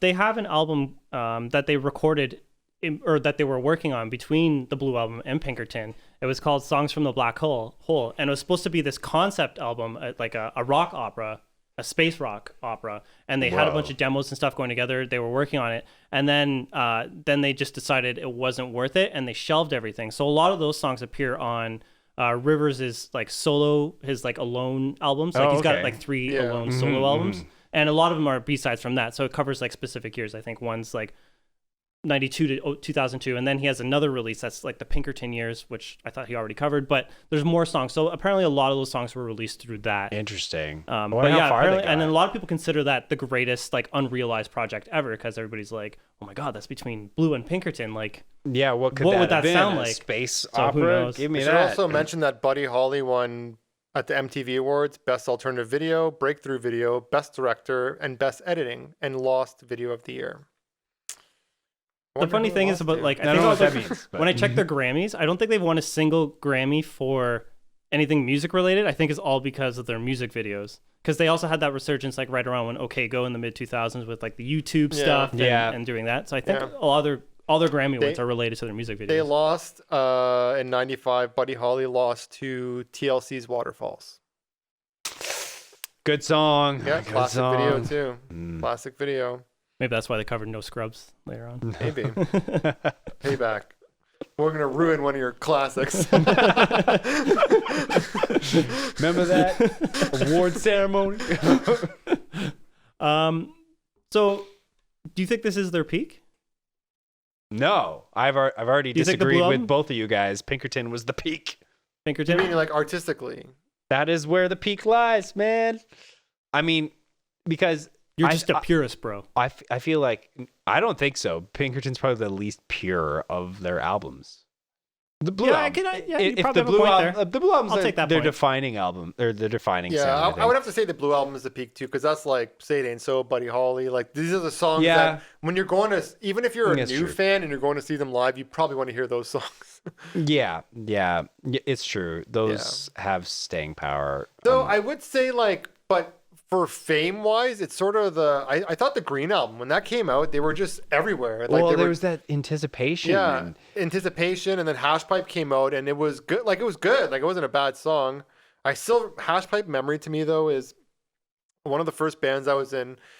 Our first practice. Oh yeah. We learned how to play Hash Pipe because it was simple, and we literally just played it for like 2 hours or 3 hours Yeah. or however long we were. But it sounded good. Like we were pretty tight. And this was a song that kind of measured that because it's so like. Dun, dun, It dun, must have dun, been dun. hard on Kyle, all that high singing. Oh, there was no singing. It was Oh, just us oh. playing. But But that's it how was you can do fun. that for 2 It was hours. fun. Yeah. Yeah, But my, no, I would say because at that time, yeah, they were just big. Like you were getting ads for that album. Like I remember the ad with the I video remember that for too. Hash Pipe. Like Yep. new album, buy it at HMV. And or Island whatever. in the Sun was huge. Yeah, it had- that the video, and that was It had that two was- music videos. It Yeah, had the there one was- at the wedding, Oh, yeah, and one right. of the and then the Spike Jungle Jones. Cats. Yeah, and then Spike Jones. I thought he did the wedding one. I could be wrong. Though. No, he did the Jungle Cats. Oh, okay, did he? Yeah, I guess the more popular of the yeah. two. And that's like it was in the Tiger King. They even showed because they brought the Oh shit! I forgot about that. because in Tiger King on Netflix they He showed supplied the that cats? I forget if it was the actual Tiger King or that other dude. Right. But one of them I think it was the other supplied, guy. yeah, one of them supplied the animals for the for the Island in the perfect. Sun Totally video. forgot about that. That's hilarious. Yeah, I for is this their peak? I said yes, but is it or was it the Green Album? Because that album was like what you were just saying. That album like had a lot of hype. It seemed Yeah. to But just kind of bring all the thing- audiences together. The thing is, all the hype for the Green Album is based came from the Blue on Album. came from yeah. the Blue. That's So right. It it's was hard- because they disappeared. Yeah. And then everybody was like, well, not an ECN, but like a lot of kids our age had just like started to rediscover them. Yeah. So there was a lot of people our age who were ready for more Weezer, especially after Pinkerton, because you're like, what could happen next? Yeah. Sorry, but whatever. But yeah, but also it was just like that hype. Everyone was just wanted more of it, and it was all because again, like they probably accumulated fans over the years, and just Yeah. the hype was everywhere. And But do you think the Green Album then was overhyped more than it was is actually worth as an album? it was just anticipation. Like Isn't it like 20 minutes long? without hype, it's funny because like without hype, is Hash Pipe even a good song? Like would Hash Pipe would it have even hit if Weezer was a new band? I don't know. I don't know, actually. yeah, Is it a- Hash Pipe's is it- pretty freaking catchy. It's a catchy good song, but is it as like if that was a new band, that was our first single, would you have been hooked? Nah, I don't I think we were all like, oh, it's Weezer. Let's just listen to this a few more Yeah. times. They till probably we would get it." release like Island in the Sun for. Well, I don't know. Hash Pipe seems like a good first song to release, but yeah, I don't know. They needed to release something more chugging as a first single, so Yeah. I see why they chose that, but I don't know. It doesn't have quite the same chorus. Yeah, it just seems like this is like the album, like the Blue Album is the album that hit the biggest, but the Green Album is where they kind of got their flowers for it. Yeah. So- yeah. The so the- Pinkertons where they hit the artistic peak. Yeah. So but it's no a one- big bumpy road, Weezer. Yeah. That's why I say it's like tragic because Yeah. if Pinkerton would have been released 5 years later, it probably would have been Oh, for received sure. better. With all the indie weird shit that was going on, Yeah. like later on, it would have 'cause done great.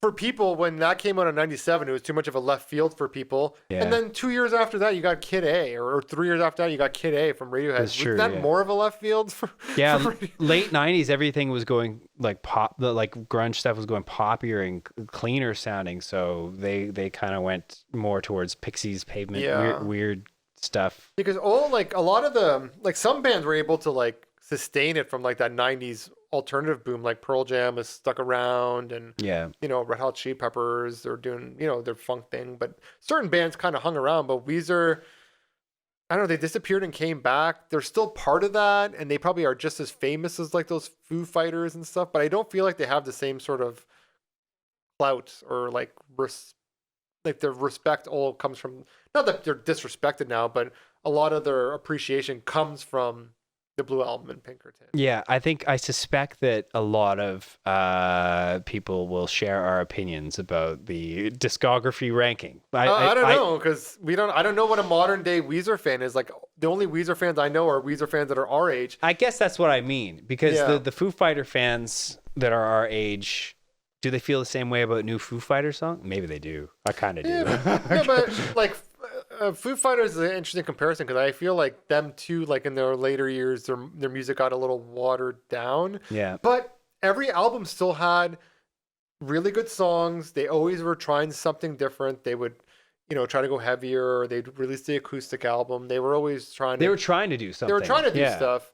And like the new album, like I know it's kind of getting mixed reviews, but I think the new album's not bad. Like it has pretty good songs, and I think every album of theirs has good songs. Whereas Weezer, I don't even care to go listen to them. Yeah. Let me ask a question to that.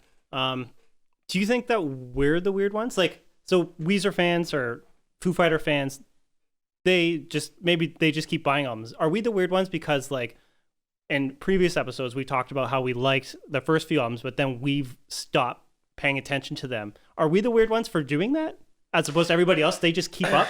I think a they lot of keep buying? people were ready for the Green Album, and when it hit, they were just kind of like, I guess it depends and then too. it fell off. Like if you're a casual think it's that music, weird. if you're a casual music fan where you just sort of, you like Weezer. Weezer has a new song out. I'm gonna put it on my playlist and listen to it. Like if you're just a casual like that, sure, you'll probably follow all the bands you listen to and just kind of build more new ones as you go along. Mm-hmm. Where I feel like we're more like critical fans. Like obviously we're sitting here talking about an album that's 25 years old, but like we're more critical. So like we're looking for something new. We're looking for something different. Because yeah, there's bands like Foo Fighters or later years we kind of lose interest because their music isn't really pushing the boundaries or whatever. But then I'll argue with you, like a band like Queens of the Stone Age, they're still making, for me, like they still make good music. Like they never sort of lost that edge that they always had. Mm-hmm. Where a band like Weezer just seems, I don't know, watered down. Like they don't put as, and the fact that they have like 100 million albums, like they're obviously not putting as much time and effort into a release as even a Foo Fighters is doing. Because Yeah. Foo Fighters is going to take couple years to release, especially now. They're going to take 3 years to release an album, whereas Weezer they already have their next album for this year ready They're to releasing go. 2 this year. Yeah. Yeah, so it's, See, I just feel like it's a little cheaper with Weezer. They're just at this point just trying to rake in the cash. the thing is, they can write a good pop song, so they could do the whole single thing where they could just drop a single every 6 months and it'll get play. They can tour, because at this point, it doesn't matter what they churn out. The album could be amazing, the album could be garbage. You're going to sell out a stadium. People are going to come see you. They're going to want to hear Island in the Sun. They're going to want to hear Buddy Holly. They're going to want to hear Beverly Hills even. Unfortunately. But, like, to just, I don't know, it's almost like maybe some Weezer fans like, this is amazing. They release 2 or 3 albums a year, but to someone like me, it's like, that's crazy. There's no way you can release that much output and be putting like your heart and soul into every release. That's what I mean. It seems cheap. It seems like, let's just get out the stuff. Let's just keep going. It was like the listener, me as the listener in this case, kind of establishes a relationship with the band, and you get to know the band. So by the time you're into Pinkerton, you're like, it's getting more vulnerable. You're actually closer. You feel like you're inside his head a little bit. And then it's like all of that was rejected. It was almost like, I'm back, but remember that stuff? Just forget about that. But okay, but a counterpoint to that even is like when we're talking about Chemical Brothers a few weeks ago, they were heading down a path where their music, where I felt and Gordon felt even, and the reviews even show it, that when they released Push the Button and with the Echoes one, I forget the name now. We Are the Night.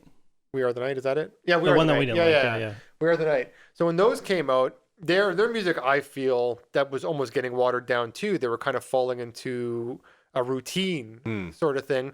But then they stopped, they regrouped, took more time to work on their next album, and we were arguing that's one of their best further. Yeah. Where I feel Weezer, they're the type, like Rivers is a good enough songwriter that I think that if he actually stopped, tried not to fit his music in a box, and just made an album of what he would want to, maybe he wants to make this. I could be wrong about all of this. I think he would have to be vulnerable again. If you were That's to the just issue. give him the freedom, like he could give you another Pinkerton, or maybe he might give you something even more different, or something just show me that like you care still. Like you're not at this point. It's like you're just doing it as a job almost. It's like, Mhm. oh, you That's want another what- 10 songs? totally. Here's 10 more songs. You know, like trampoline, There we trampoline go. or Done. whatever. Need a song for a I'm a soundtrack? robot. Yeah. Yeah. So like, Get I don't Timbaland. know. It's Yeah.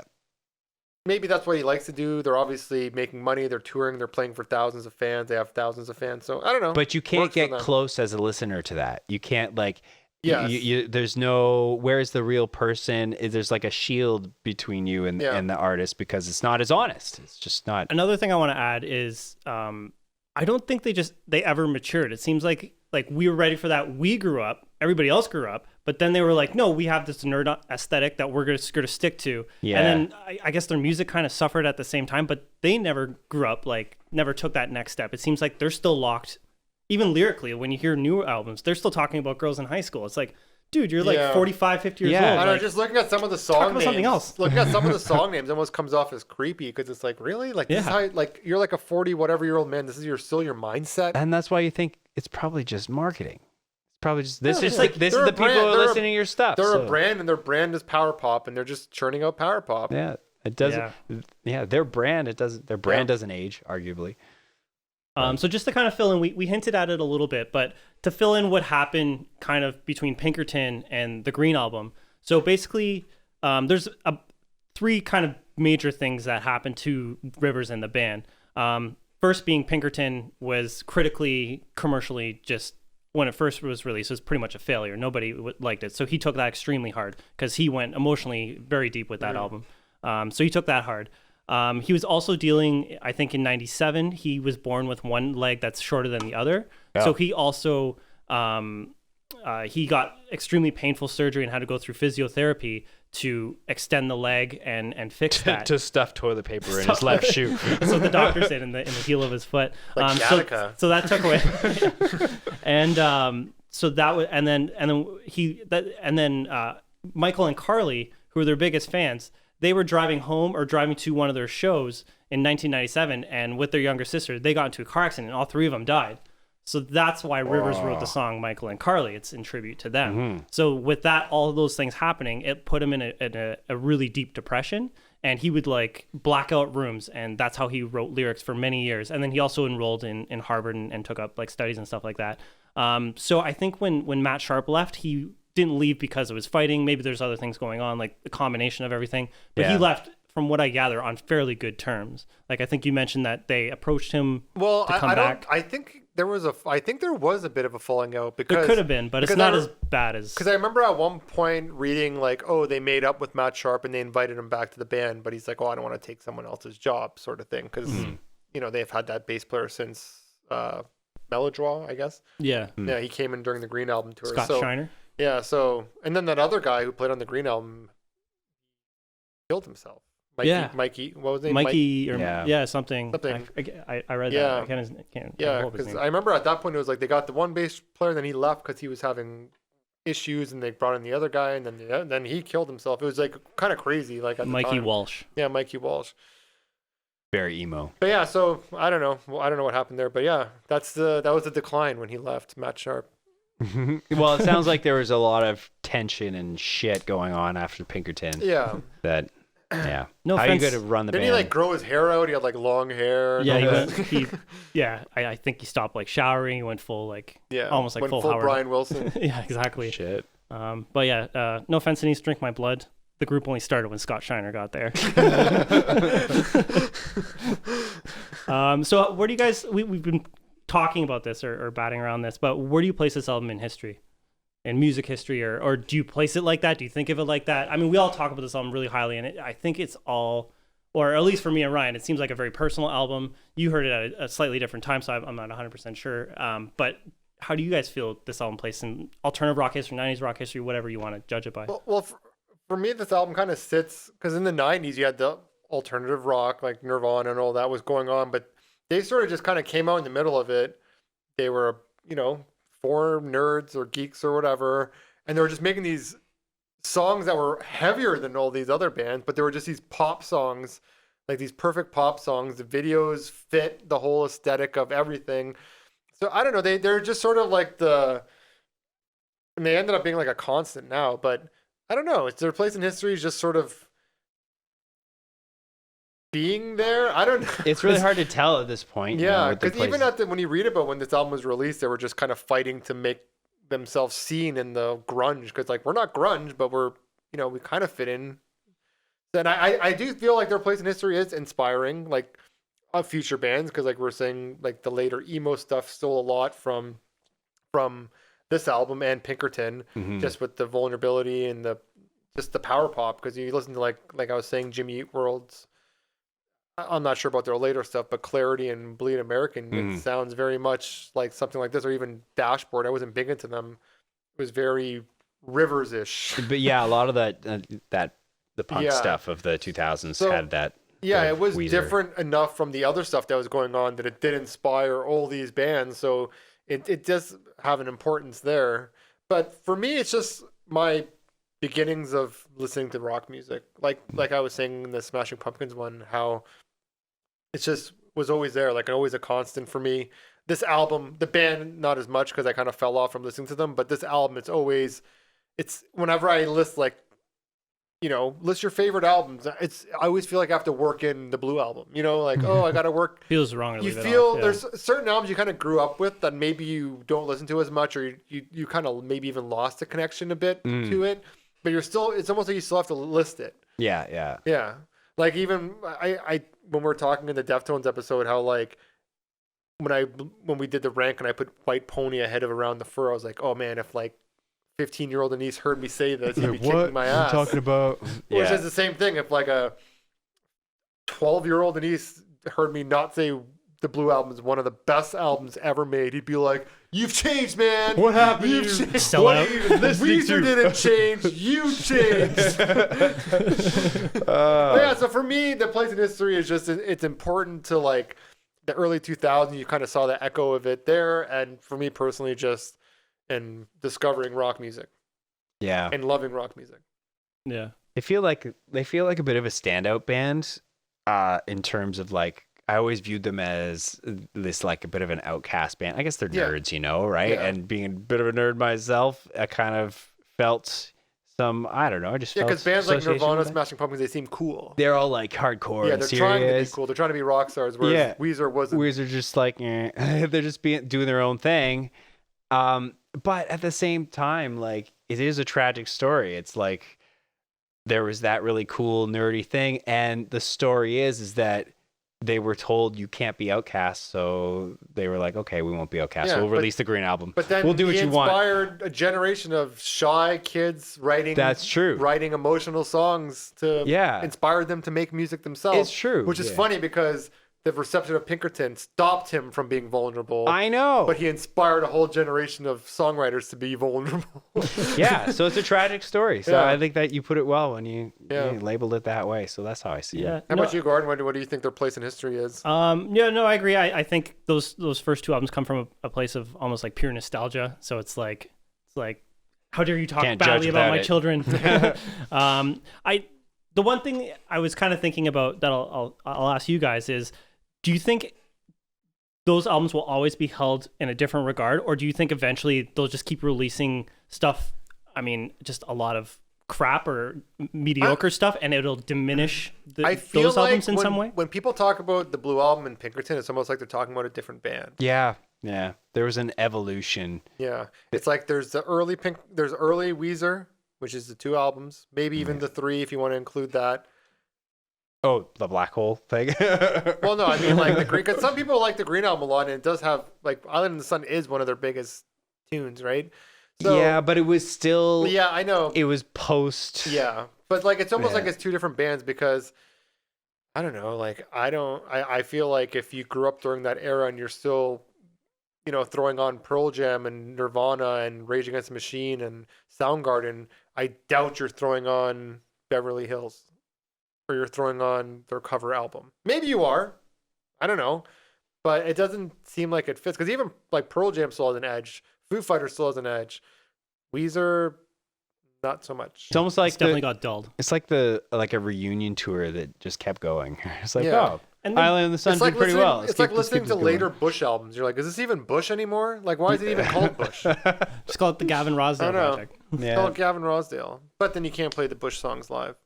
And it kind of seems like they try to fix or atone for like what they've changed, because I do know they have toured Blue Album and Pinkerton. Yes. Like just Yeah. playing those albums in their Mhm. entirety.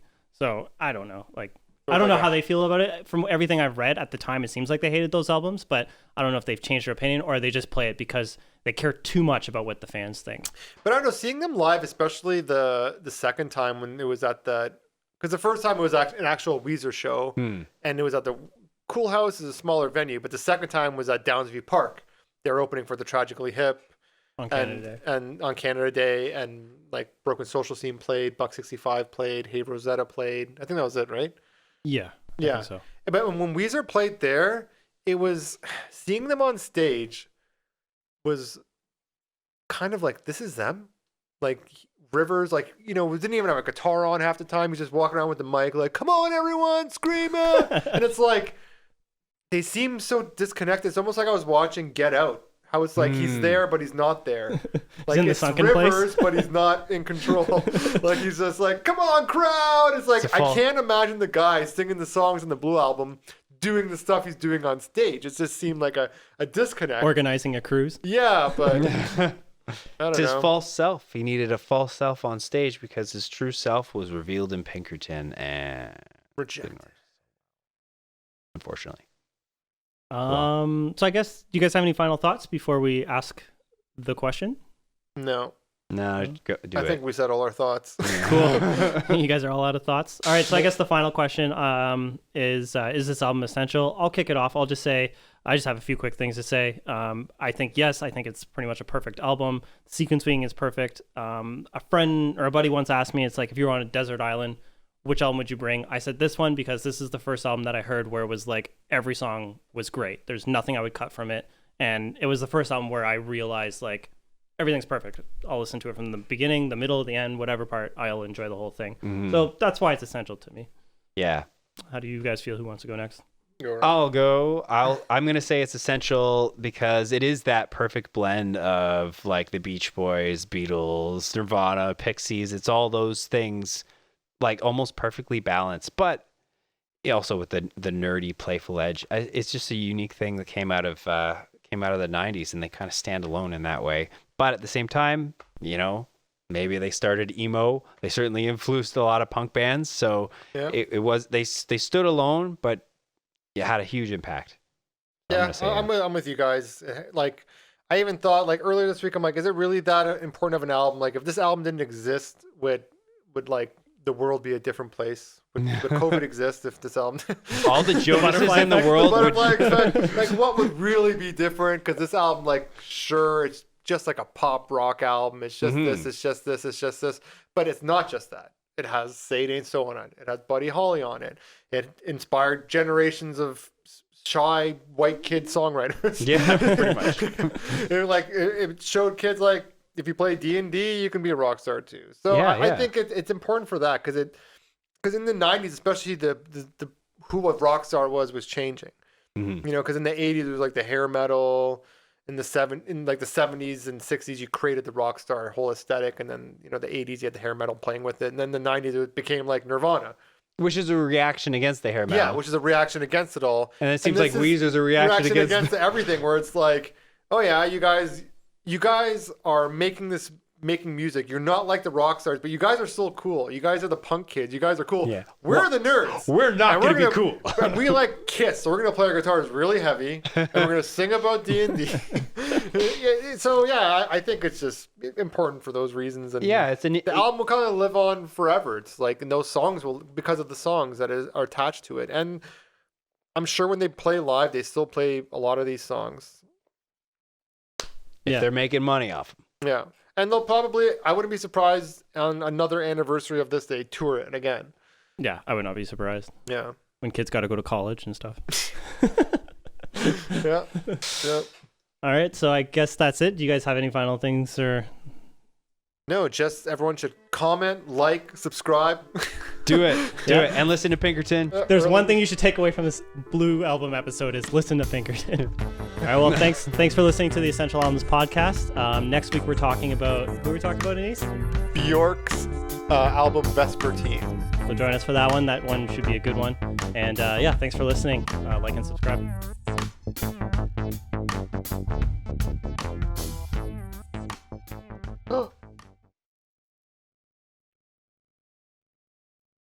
What? Tell me it didn't ever recorded. Did you not record?